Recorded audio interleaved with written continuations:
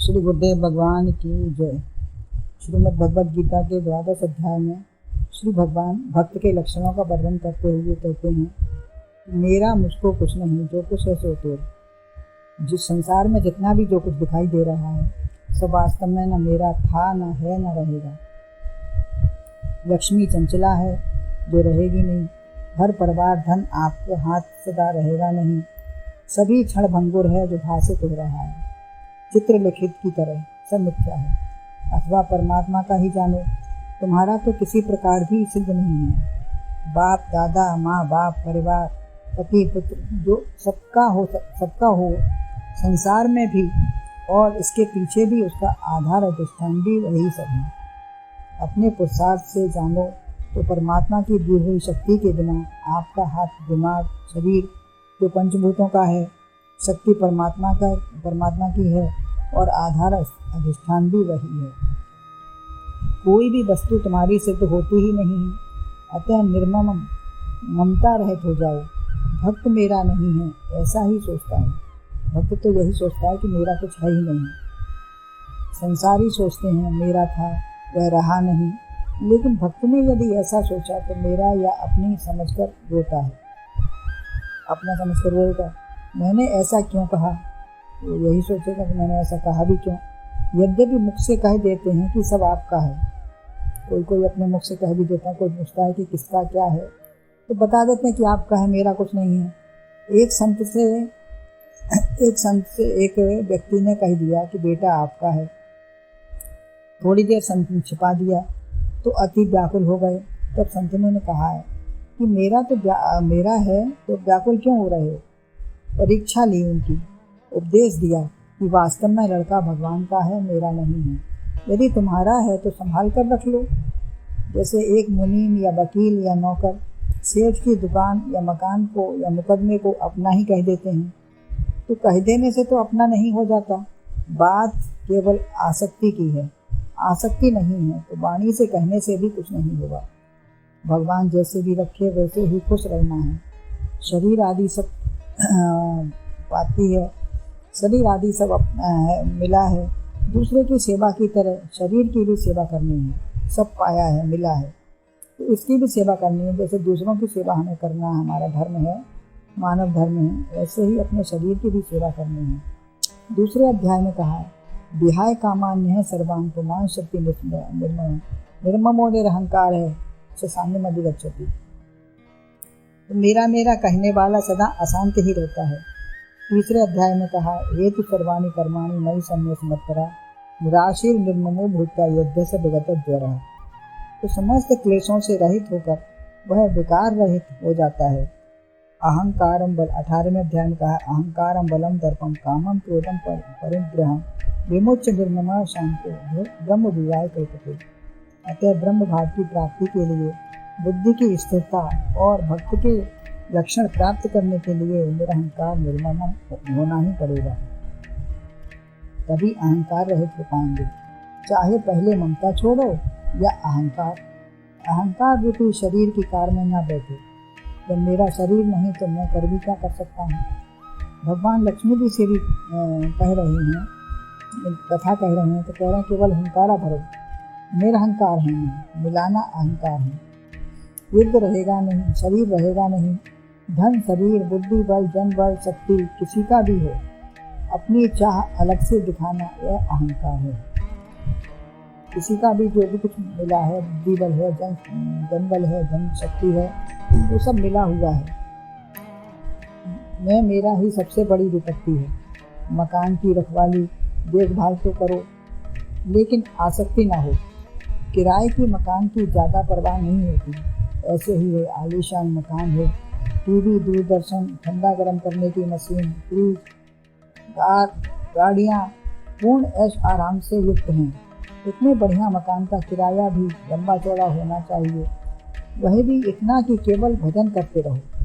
इस मकान में, शरीर रूपी मकान में सब कुछ हमें उपलब्ध है, सब कुछ प्राप्त है, लेकिन सब कुछ उपलब्ध होते हुए भी हम उसका इतना किराया इसका बहुत हो सकता है, लेकिन इसका किराया क्या है। श्वासों रूपी जो हमको चल रही हैं, श्वासा मिली हैं, इनको हम भगवान के नाम में सेवा में परहित में लगाएं, यही हमारा किराया देना है।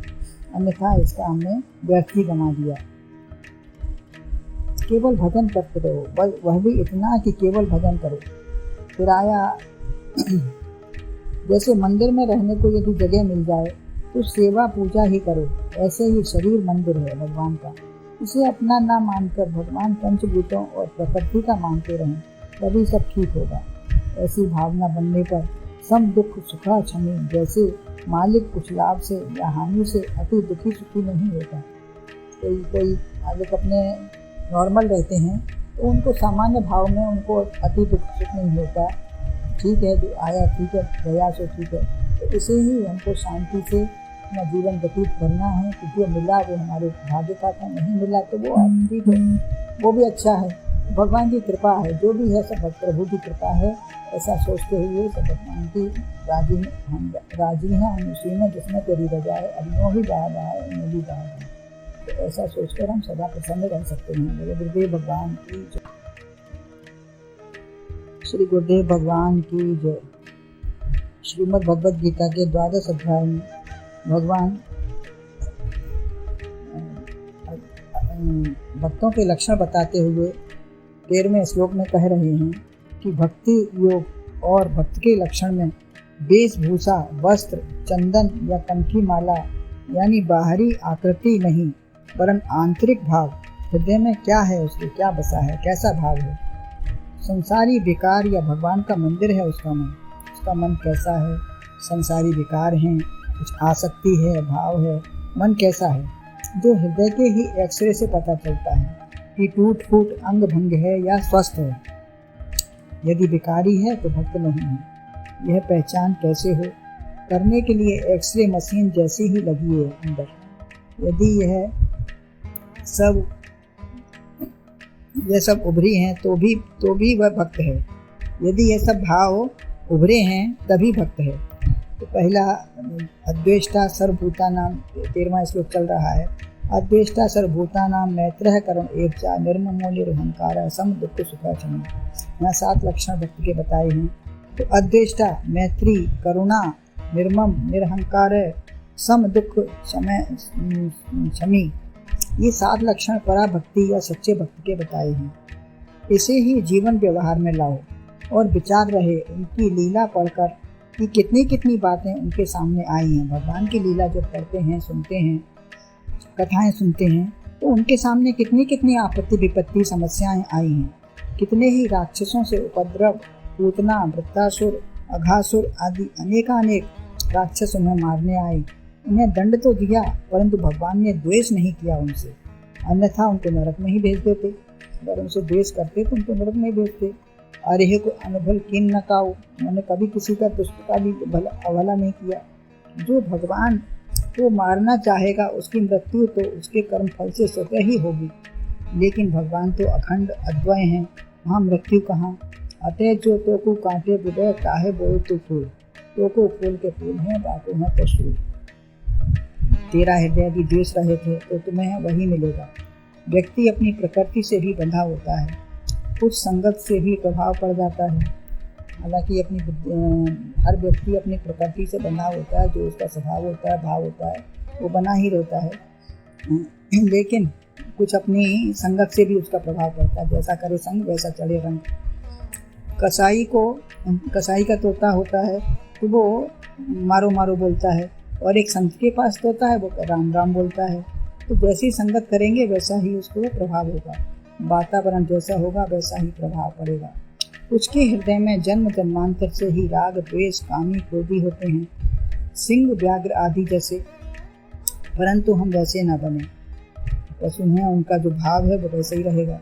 जो रहीम उत्तम प्रकृति का कर सकत कुसंग, जो उत्तम चंदन विष व्यापे नहीं लपटे रहे भुजंग। तो ऐसे ही उत्तम प्रकृति वालों के ये भाव नहीं बन पाता। जो जैसा वैसा रहने दो। वृक्ष में कांटे भी हैं, फूल भी हैं, लेकिन हम फूल ही चुनते हैं। अतः देश, पड़ोस, सत्संग, घर, साथी, सड़क, कहीं भी कूड़ा की कीचड़, नाला, कांटे कुछ भी हों, वहाँ अटको या फिसलो नहीं, तभी लक्ष्य की प्राप्ति हो सकेगी। भगवान के जीवन चरित्र से यही सीखना है। सबसे मित्रता रखो, कोई शत्रु है नहीं। वो करुणा बरनालय हैं। सांप, बंदर, बिच्छू, भालू, गाय, दुष्ट, किसी के लिए भी सद्बुद्धि की प्रार्थना करो। जो किसी का भाव अगर गलत भी है तो उसकी सद्बुद्धि की प्रार्थना करो, करुणा दिखाओ, किसी प्रकार की हित या सुधार करो उनके प्रति। वह दया के पात्र हैं, क्रोध या घृणा के पात्र नहीं। करुणा करो लेकिन मेरा आसक्ति ना करो। ऐसा सोचो कि मेरा है तो ऐसा क्यों कर रहा है। जैसे धाय है नर्स, डॉक्टर या रसोईया जैसे भोजन कराता है, ऐसे ही कहो, मेरा कहकर बंधो मत। भरत जी हिरन में बंध गए। सृष्टि का सब कुछ ईश्वर का है, ऐसा मानने से ममता अहंकार नहीं होगा। अभिमान ब्रह्म शिवोहम सच्चिदानंद स्वरूप का करो। अगर ये अभिमान करते भी हो तो ऐसा अभिमान करो कि मैं सेवक रखपत बद मोरे, अस अभिमान जाएं जन भोरे। तो ऐसा अभिमान को कि मैं भगवान का हूँ, भगवान मेरे हैं, मैं शरीर का नहीं। इससे फंसना या राग दोष ना होगा। मैं मेरे से फंसोगे, गिरोगे, यह न तुम हो न तुम्हारा है। अपनी भावना और हृदय को स्वच्छ करके तमाम बंधनों से मुक्त हो जाओगे। अभिमान अहंकार से ही दुख सुख होता है। जब अपने किसी बात का पद प्रतिष्ठा, जाति, धन, परिवार का बड़ा अभिमान होता है तो अहंकार हो जाता है, अथवा कोई कमी होती है तो उससे दीन भाव व दुख पैदा होता है। ममता नहीं तो दुख सुख कहाँ, दोनों में खा यानी कुछ नहीं है। सुख या दुख खा है तो खा माने नहीं, कुछ नहीं होता। आकाश खा है, आकाश का भी अर्थ है खा माने कुछ नहीं है। यहाँ कभी धूल, नीलिमा, निरभ्र आकाश, गर्दा आदि दिखाई देता है, ऐसा हमको लगता है, लेकिन वास्तव में कुछ नहीं है। परंतु आकाश सदा निर्मल है, कुछ वहाँ है नहीं। यथाकाश तो नित्यम वायु सर्वत्र गुणहान। ऐसे ही हृदय में अभीष्ट की प्राप्ति हो, वस्तु या व्यक्ति जो भी हो, तो हमें अभीष्ट का जो होना चाहिए वही हो। सुख या न मिलने पर दुख हो जाता है, सुख न मिलने पर दुख हो जाता है। यह वास्तव में कुछ नहीं है, केवल चाहना से ही है। हमारी चाहना से ही हम उसको दुख समझते हैं और वही सुख बन जाता है अगर हम अच्छा भाव रखते हैं। तमाम लोग आते जाते हैं, ट्रेन से, प्लेन से, सवारियां आदि आती जाती हैं। कितने ही जन्म मृत्यु रोज होते हैं, लेकिन जहाँ मेरा लगा है वहीं दुख सुख होता है। हम सबके लिए तो नहीं रोते। कितनी अर्थियाँ निकलती हैं। किसी की शव यात्रा से दुख नहीं है, वरन मेरा मानने से ही दुख होता है। संबंध या राग द्वेष से ही सुख दुख है। निषिद्धवासी घूमती सर्वत्र विपदा संपदा। एक ही बात को मित्रता की दृष्टि से देखो तो खुशी है, और शत्रुता की दृष्टि से देखा तो रोष है। अतः आपका हृदयाकाश कैसा है? आंधी आई, धूल भरी, आकाश काला हो गया, फिर लाल हो गया, फिर वर्षा हो गई, धूल बैठ गई, आंधी तूफान चला गया और आकाश निर्मल हो गया। आकाश जहाँ था वहीं की वहीं आकाश अपना निर्मल हो गया। सब कुछ आया गया। ऐसे ही संसार में तमाम झंझावात आएंगे जाएंगे, आते हैं जाते हैं, लेकिन उनसे हमको कोई प्रभाव नहीं पड़ना चाहिए। वैसे ही हृदय में कभी वासना की आंधी, रात के काले बादल, द्वेष से लाल बादल, क्रोध की वर्षा हो गई, तो यह अनेक बातों ने प्रभावित कर डाला हमको। इससे अनेक विकार भर गए। फिर भगवान कैसे आएंगे इन विकारों में? किसी किसी के हृदय में इतना ये भाव जमा हो जाता है, यही जानता है कि तुम क्या जानो मुझे क्या क्या सहना पड़ रहा है। अतः सहकर ही जाना जाता है और वही समझा सकता है। तो सहता है वही समझ सकता है और समझा सकता है। समझने से ही दुख निवृत्त होता है। किसी के जन्म मृत्यु, संयोग वियोग, मान सम्मान, दुर्जन सम्मान, सज्जन भाव को आप रोक नहीं सकते। जिसका जैसा भाव है आप उसको रोक नहीं सकते। यदि वो शांत है तो उसको समझा सकते हैं, यदि वो समझने की कोशिश करेगा तो। यदि यह सब नहीं होता तो जन्म का आनंद ही कहाँ था? यदि यह सब नहीं होता, बदलाव नहीं होता, तो हमें जन्म लेने का हमारा आनंद ही क्या था? संपत्ति विपत्ति ना होकर समान होते तो सेवा, काम, उपकार, दया, करुणा, प्रेम कैसे होता? फिर आनंदी होते। सब तो क्या अच्छा लगता। कहानी उतार चढ़ाव से ही बनती है।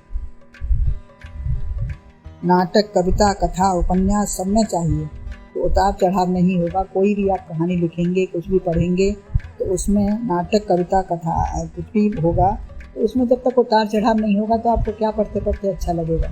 कुछ नहीं मज़ा आएगा उसमें। तो भगवान से अच्छा कलाकार कौन होगा? यह सृष्टि के रंगमंच को देखकर प्रसन्न होइए।